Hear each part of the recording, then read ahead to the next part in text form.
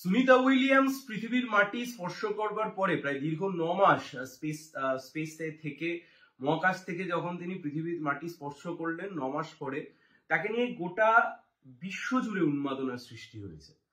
বিজ্ঞান নতুন করে আলোচনার পথ দেখাচ্ছে, নতুন করে বিজ্ঞান যাতে নতুন করে এক পথ সৃষ্টি করতে পারে তা নিয়ে টিভিতে বিভিন্ন রকমের আলাপ আলোচনা চলছে, বিভিন্ন সম্ভাবনার আলাপ আলোচনা চলছে। 1984 সালে ইন্টারকসমস, সেই সময়তে ভারতবর্ষ এবং ইউএসএসআর অর্থাৎ সেই সময়তে সোভিয়েত ইউনিয়ন এবং ভারতবর্ষ কিভাবে যৌথ প্রোগ্রামের মাধ্যমে রাকেশ শর্মাকে প্রথম কিভাবে মহাকাশে পাঠানো হয়েছিল তা নিয়ে আলোচনা চলছে। যদিও বা এই ইতিহাস সচরাচর এখন আর কেউ বলেন না, কিন্তু এরই মাঝে আমাদের রাজ্যের মুখ্যমন্ত্রী এবং আমাদের রাজ্যের বিরোধী দলনেতা সুনিতা উইলিয়ামসের গোটা চ্যাপ্টারকে ঘেটে ঘ করে ফেলেছেন। রাজ্যের বিরোধী দলনেতা তিনি তো সুনিতা উইলিয়ামস আসলে যা হয় আর কি, এ বিষয়তে চর্চা না থাকলে হঠাৎ করে স্ক্রিপ্ট মুখস্থ করে যদি বলতে যাওয়া হয় তাহলে তো স্টেজে সবটা মেকআপ দেওয়া যায় না, তাহলে যতটা যায় না ততটা ধরা পড়ে। আগে দেখান সোনিয়া উইলিয়ামসের নাম, সুনিতা উইলিয়ামসের নাম বদল করে এক্স্যাক্টলি আপনারা যেটা শুনলেন। এবার মুখ্যমন্ত্রী কি বললেন? মুখ্যমন্ত্রী বলে ফেললেন যে ওনাকে ভারতরত্ন দেয়া হোক, এবং তার সাথে যেটা বলে ফেললেন যে স্পেস সায়েন্স নিয়েও ওনার পড়াশোনা করা আছে। এক অদ্ভুত রোগে আক্রান্ত আমাদের রাজ্যের মাননীয় মুখ্যমন্ত্রী। যখনই কোনো গায়িকা, কোনো নায়িকা, কোনো সাহিত্যিক, বুদ্ধিজীবী যখন মারা যান, যখন বেঁচে থাকেন মুখ্যমন্ত্রী এসব কথা বলেন না, যখন মারা যান তখন তিনি বলেন যে গায়িকা ফোন করে তার কাছ থেকে গানের সুর জানতে চাইতেন, নায়িকা ফোন করে কার্যত তার কাছ থেকে কোনো অভিনয়ের টিপস নিতেন, সাহিত্যিক ফোন করে কার্যত সাহিত্যের জন্য তার কাছ থেকে কোনো টিপস নিতেন, অথবা যে কোনো সম্মানীয় ব্যক্তি যিনি তার বিষয়তে যিনি খ্যাতি অর্জন করেছেন, তিনি প্রয়াত হওয়ার পরে ভুরি ভুরি উদাহরণ রয়েছে। সন্ধ্যা মুখোপাধ্যায় প্রয়াত হওয়ার পরে মমতা বন্দ্যোপাধ্যায় সেই বয়ান, ঠিক সেই সুযোগকেই কাজে লাগিয়ে রাজ্যের মুখ্যমন্ত্রী আবার একবার সুন্দর করে বলে দিলেন যে সুনিতা উইলিয়ামস যেমন মহাকাশ থেকে ফিরেছেন, আমারও কিন্তু পড়া আছে, স্পেস সায়েন্স নিয়ে পড়া আছে।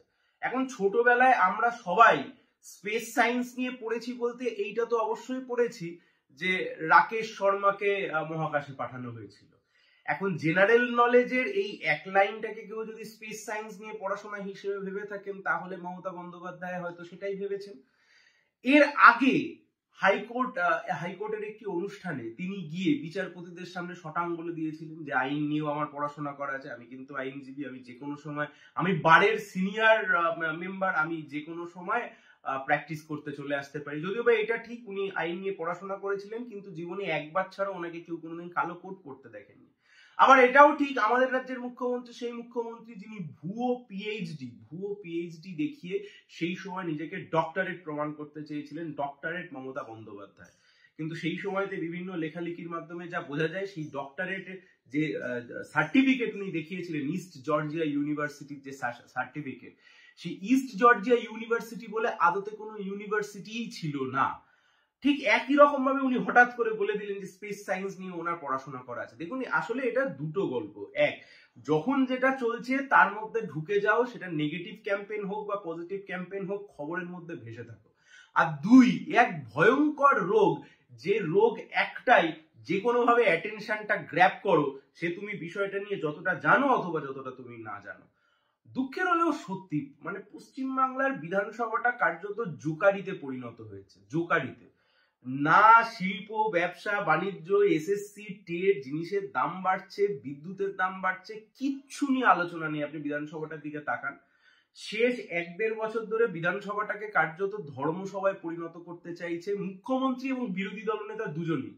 ঠিক সেখানেই যখন সুনিতা উইলিয়ামস, সেখানেই যখন বিজ্ঞান, সেখানেই যখন মহাকাশ গবেষণা, সঙ্গে সঙ্গে সবচাইতে সহজ পন্থা, বিরোধী দলনেতা তো সুনিতা উইলিয়ামস উচ্চারণ করতে গিয়ে ছড়িয়ে লাট করে ফেললেন। ঠিক তার সাথে সাথেই আমাদের রাজ্যের মাননীয় মুখ্যমন্ত্রী, যাতে বেশি কিছু বলতে না হয়, কম করে একটা কন্ট্রোভার্সি তৈরি করে ফেললেন, বলে দিলেন যে স্পেস সায়েন্স নিয়ে আমাদেরও পড়াশোনা করা আছে। দেখুন, খারাপ লাগে এইটা ভেবে, মমতা বন্দ্যোপাধ্যায় মুখ্যমন্ত্রী, মমতা বন্দ্যোপাধ্যায় তৃণমূল কংগ্রেস নেত্রী, তার মানে এই নয় যে ওনার সবকিছু আমার বিরোধিতা, কিন্তু উনি আমার রাজ্যের মুখ্যমন্ত্রী। বিরোধী দলনেতার নাম শুভেন্দু অধিকারী, তিনি রাজ্যের বিরোধী দলনেতা, বিজেপির বিরোধী দলনেতা নন। পশ্চিমবাংলার সিনিয়র পলিটিশিয়ানস, পশ্চিমবাংলার দুটো সাংবিধানিক পদে বসে থাকা ব্যক্তি, হতে পারে তারা রাজনৈতিক দল আলাদা, হতে পারে শুভেন্দু অধিকারী বিজেপি করেন, হতে পারে মমতা বন্দ্যোপাধ্যায় তৃণমূল কংগ্রেস করেন, আমরা বামপন্থী দল করি, কিন্তু এইটুকু বিষয় তো আমরাও প্রত্যাশার মধ্যে রাখি যে আমাদের রাজ্যের সিনিয়র পলিটিশিয়ান, আমাদের রাজ্যের যারা সাংবিধানিক পদ হোল্ড করে আছে, তারা যখন এরকম বিষয় নিয়ে কোনো মন্তব্য করবেন, সেই বিষয়তে একটু জেনে বুঝে ভালোভাবে সেই মন্তব্য করবেন, অন্তত সেই চেয়ারের মর্যাদা রেখে সেই মন্তব্য করবেন না। সবচাইতে শর্টকাট আসলে যা হয়, আপনি পড়ে গেছেন গরুর রচনা, সেখানে চলে এসছে ধরুন মাদার টেরেসা, তাই গরুর রচনা দিয়েই মাদার টেরেসাকে বসানোর চেষ্টা চলছে। যা চলছে তার লজ্জা।